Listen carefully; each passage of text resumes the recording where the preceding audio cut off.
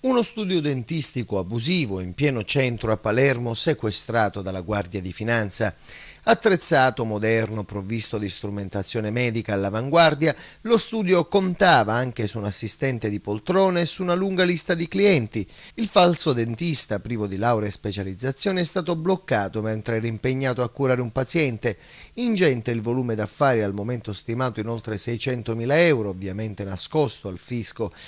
La scoperta dei militari del nucleo di polizia tributaria è stata fatta dopo appostamenti e pedinamenti avviati a seguito di segnalazioni al 117.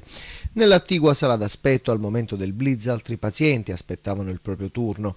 I finanzieri hanno rinvenuto un'agenda con annotati vari appuntamenti dai 5 ai 7 al giorno e documentazione di natura medica, oltre 200 cartelle sanitarie ed extracontabile, in cui il dentista annotava i corrispettivi incassati, il tutto ovviamente senza rilasciare alcuna documentazione fiscale.